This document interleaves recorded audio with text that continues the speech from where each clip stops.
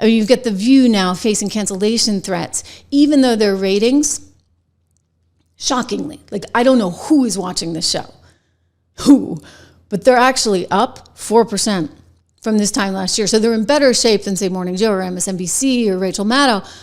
But again, it is such a dicey environment for the ABC Newses of the world because of the FCC investigation. Brendan Carter, who now runs the FCC for Trump, he's like, I don't see why we should be renewing your affiliation deals.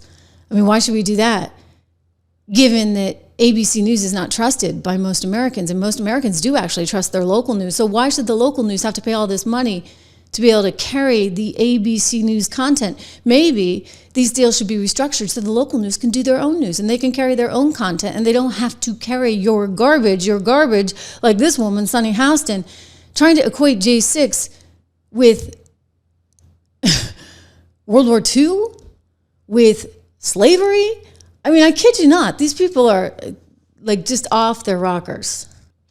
All right? So this is what poor Bob Iger, not that I have much sympathy for him because he put her in the spot, has to deal with now. You've got somebody who's not willing to move on, who's not willing to accept that this is the president of the United States right now because she still looks back on J6 and equates it with slavery. I mean, wow, right? And you have Whoopi Goldberg, who's been doing her best to hold her tongue because they've told her to, who went into this election period saying nonsense like this. I'm going to be, on day one, I'm going to be a dictator.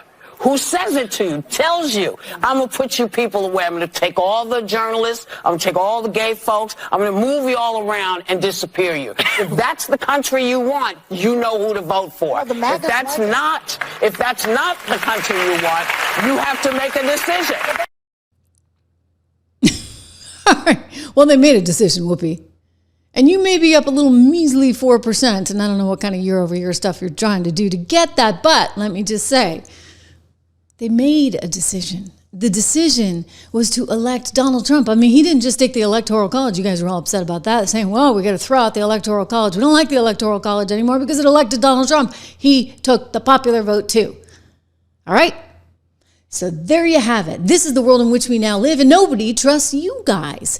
This is the FCC letter that one Brendan Carr sent to Bob Iger just a couple of weeks ago, basically saying you guys are in trouble. And not only are you in trouble about the accreditation in terms of the ABC affiliations, not are you only in trouble about using public airwaves, but you're also in trouble because you're in violation of the Constitution with all your DEI policies. According to Brendan Carr, there's concern about certain quotas in hiring. Well, that would be, how shall we say, illegal, right?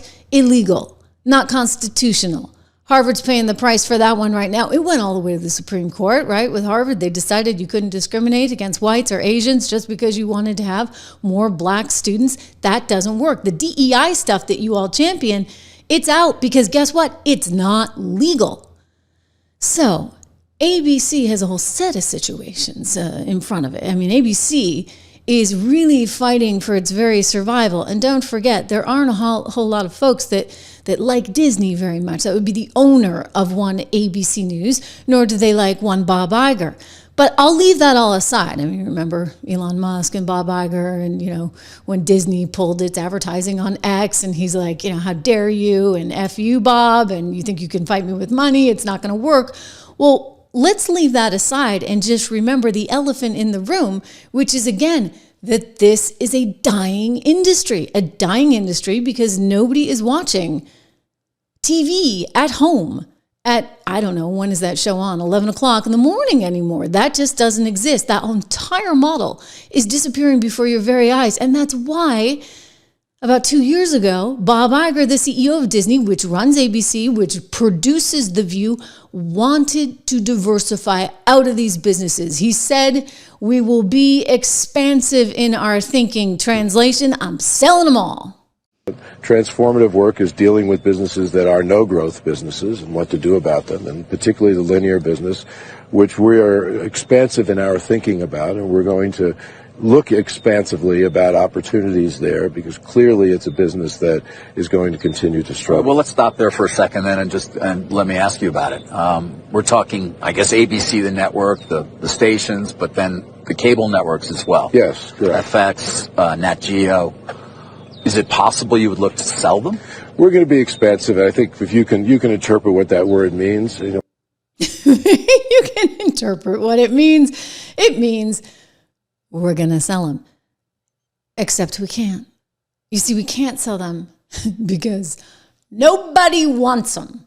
Because the business is a dead business. It's like, remember when the automobile came out and the buggy whip went bye-bye? Or when the refrigerator came out and we no longer needed ice boxes? This is here and now. I'm live right now. I can see all your comments, so careful what you write. Thank you for all the likes. Make sure you subscribe, share, like, comment to let me know what you think. But this is the future, right? This is, and it's going to grow incredibly in the next 6 months, in the next year. I mean, I can see your comments live in real time. We could probably actually start bringing some of you on the show. David, Mike Costa, Leslie, some of the regulars, right? I mean, this is a much more three-dimensional kind of experience, and this is the future, and this is what people are doing. So why are you going to pay $25 million for Rachel Maddow and a giant set and all the producers, etc.? If you're an investor, how are you going to think about this? Content is still key, right? Content is what matters, but the distribution channel has changed massively.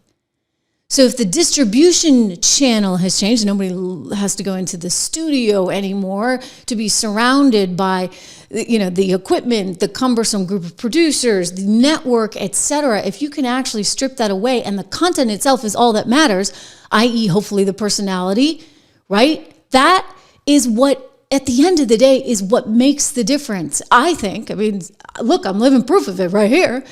I mean, what are we at? 700 and...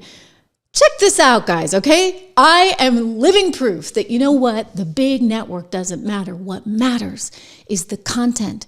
What matters is the creator. What matters is authenticity.